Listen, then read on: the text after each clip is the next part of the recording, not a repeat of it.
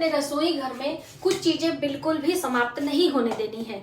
आप जैसे ही थोड़ा कम हो आप लाके मार्केट से रख सकते हैं। तो वो कौन कौन सी चीजें हैं बिल्कुल भी हमारे घर से समाप्त ना हो, क्योंकि इन चीजों का संबंध सीधा माँ लक्ष्मी से जोड़कर देखा जाता है और इससे हमारे घर में सुख समृद्धि आती है। रसोई घर में माता अन्नपूर्णा की सदियों कृपा बनी रहे, इसके लिए कुछ विशेष बातों का भी हमें ध्यान रखना पड़ता है। तो आइए फटाफट से वीडियो की शुरुआत करते हैं। नमस्कार, वेलकम टू माय चैनल। मैं हूं मनीषा। सबसे पहले तो आप मेरे रसोई घर को देख लीजिए। आप में से कई लोग पूछते हैं कि आपका रसोई घर बहुत साफ रहता है। तो देखिए, मैं हमेशा अपने रसोई घर को क्लीन करती रहती हूँ जब भी मुझे अवसर मिलता है, और अपने डिब्बों को खास तौर से इस तरह से गीला कपड़ा कॉटन का रखते हैं और उसी से हमेशा जब भी हम किसी डिब्बे को यूज करते हैं तो फटाफट से साफ कर लेते हैं। हमेशा रसोई को साफ रखने से माँ लक्ष्मी की कृपा बनी रहती है ना। तो इसलिए क्लीन रखना है। अब आइए, वो कौन सी ऐसी चीज है जिसे हमें अपने घर में बिल्कुल समाप्त नहीं होने देना है। लेकिन कई लोगों का ये कंफ्यूजन था कि हम उसके डिब्बे को, कंटेनर को साफ कैसे करेंगे जब तक वो समाप्त नहीं होगी, या जैसे भी तो हम कंटेनर ना धोएं, उसमें कीड़े पड़ जाएंगे क्या, कैसे, बहुत सारे इस तरह के सवाल थे। तो देखिए, पहली बात तो आपको समझने की जरूरत है। जैसे कि सबसे पहले ये है हल्दी, ठीक है। तो हल्दी का सीधा संबंध माँ लक्ष्मी से होता है और भगवान विष्णु की पूजा में हल्दी से ही तिलक करते हैं और हल्दी का इस्तेमाल किया जाता है। तो देखिए, जैसे कि आपका ये डिब्बा है, हल्दी जब समाप्त हो जाती है, थोड़ी बची रहती है, उससे पहले ही आपको एक पैकेट हल्दी का लाके रख लेना है, ठीक है। अब ये पाउच आपके घर में कहीं भी रखा है, आप इस डिब्बे को धो के मांज के साफ कर लीजिए, उसके बाद फिर वापस इसमें भर लीजिए। ये वाला पैकेट तो आपके घर है ही ना, ऐसा थोड़ी कि डिब्बे से कभी समाप्त नहीं होने देना है ना। ये पहला आपका जो क्वेश्चन था वो क्लियर हो गया। और ये कभी भी समाप्त ना हो। आपके घर में गांठ वाली हल्दी, पाउडर हल्दी किसी न किसी प्रकार से आपके घर में होनी ही चाहिए, ठीक है। और पूजा के लिए अलग से साफ हल्दी इस तरह से आपको पूजा मंदिर में रखना चाहिए। जैसे कि हम लोग सब सिंदूर अलग रखते हैं, अपना सिंदूर अलग रखते हैं, माता के लिए अलग, उस तरह से पूजा की सभी चीजें आपको अलग रखनी है। क्लियर हो गया। अब बात आती है, दूसरी अहम चीज होती है कि हमारे घर से जो शुद्ध घी होता है, देसी घी, तो घी का संबंध माँ लक्ष्मी से होता है।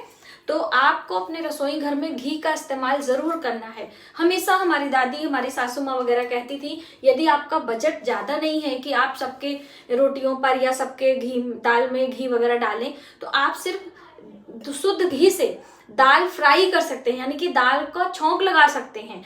2 चम्मच 1 चम्मच ही इस्तेमाल होता है, उससे आपके जो आपके रसोई का नकारात्मक ऊर्जा होती है वो समाप्त होती है घी से, खुशबू से, और माँ लक्ष्मी आकर्षित होती हैं। इसीलिए तो पूजा में शुद्ध घी के दीपक जलाने की बात कही गई है। या हम बात कर ले धूनी देते हैं जो हम गाय के गोबर के उपले पर, वो तो ये हमारा घी है। अक्सर हम लोग इतना रसोई में रखते हैं, बाकी अलग फ्रिज में रखते हैं स्टोर करके, कि जब भी हमें पूजा में जरूरत होगी तो वो हमें लेना है। तो घी का संबंध भी माता लक्ष्मी से होता है, इसीलिए घी का दान अकेले नहीं किया जाता है। जब भी हम घी का दान करते हैं तो उसके साथ में सूखे अनाज, फल, सब्जियां आदि लेकर हम दान करते हैं। घी कभी भी अकेले दान नहीं करते हैं।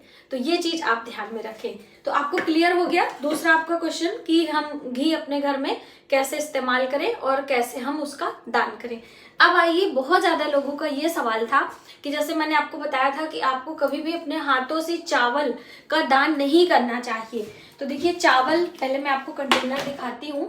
यहाँ चावल के कंटेनर में ये देखिए एक चांदी का सिक्का रखते हैं। दीपावली के समय में मैंने आपको ये बताया था कि चांदी का सिक्का, देखिए अब सिंगल रखेंगे इस तरह से, डायरेक्टली इस तरह से रखेंगे तो कभी मिस भी हो सकता है, यानी कि हमने किसी को दान के लिए निकाला या बच्चों ने निकाला कुछ भी, तो ये सिक्का आपका मिसप्लेस हो सकता है, तो आपका नुकसान भी हो जाएगा। तो इसलिए इसको किसी डिब्बी में या सफेद कपड़े में, तो मेरे पास ये सफेद डिब्बी थी तो मैंने सोचा मैं इसमें इसमें रख के इसमें रख लेती। अगर आपने नहीं रखा है तो अब आने वाली दीपावली पर आप इसको रखिएगा। और ये जो चावल है मैं आपको बताऊंगी कैसे नहीं देना है। इस तरह से मैं आपको दिखाना चाहूंगी।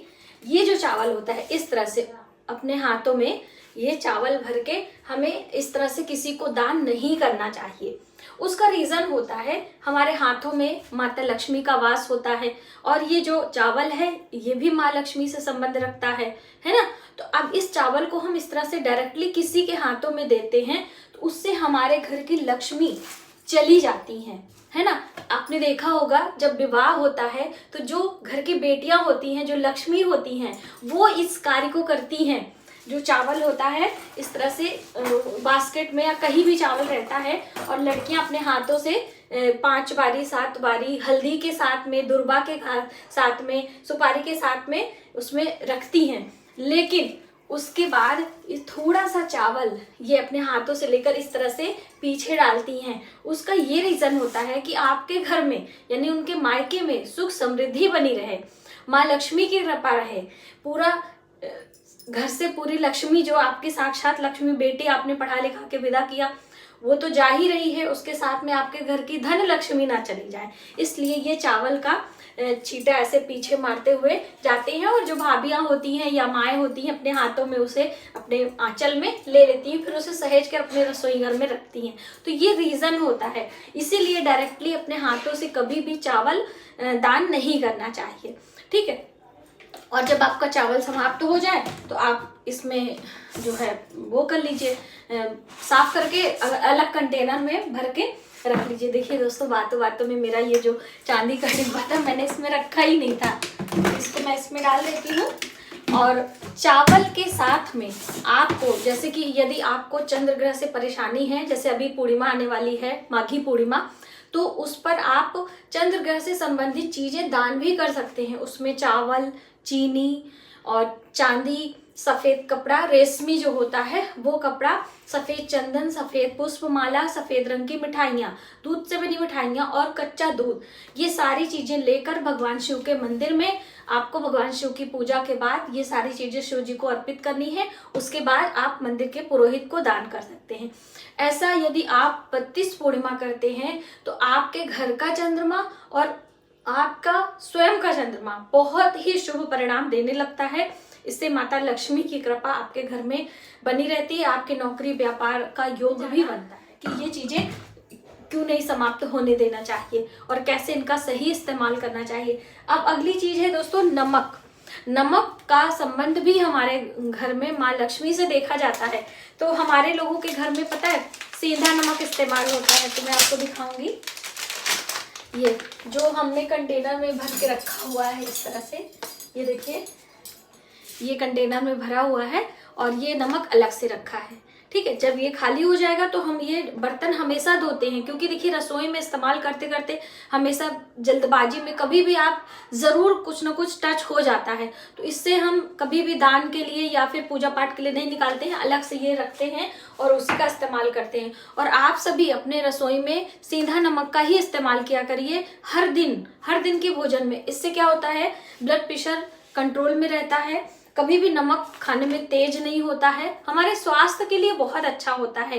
जैसे कि आयुर्वेद के अनुसार 40+ के बाद ये 4 सफेद चीजें हमें नहीं खानी चाहिए। सबसे पहले तो उसमें आता है आयोडीन युक्त नमक, दूसरा आता है मैदा, तीसरा आता है चीनी और चौथा आता है कि बहुत ज्यादा ऑयली या डिब्बा बंद चीजें जो होती हैं वो। तो ये सारी चीजें तो हमें अपने भोजन से हटा ही देना चाहिए। तो अब नमक आप सेंधा इस्तेमाल करें, शुद्ध घी आप इस्तेमाल कर सकते हैं, लेकिन बहुत सारे रिफाइंड ऑयल ये सारी चीजें आप हटा दीजिए, सरसों के तेल का इस्तेमाल करें। कई बहनें पूछती हैं कि मैम अपने रसोई में आप किससे भोजन पकाते हो, तो हम लोग ज्यादातर सरसों के तेल का इस्तेमाल करते हैं भोजन पकाने में, ठीक है।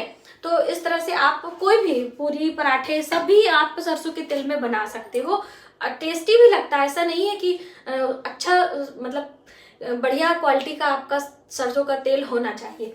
तो ये छोटी छोटी बातें हमारे स्वास्थ्य को भी अच्छा रखती हैं, हमारी धन संबंधी परेशानियां भी दूर करती हैं और हमारे घर के बहुत सारी समस्याओं का भी समाधान करती हैं। तो आज की वीडियो में आपने जाना कि रसोई घर में हमें क्या क्या चीजें समाप्त बिल्कुल नहीं होने देना है, और यदि समाप्त हो जाती हैं तो कैसे उनके कंटेनर को हम साफ करें और कैसे सही इस्तेमाल चावल का करें।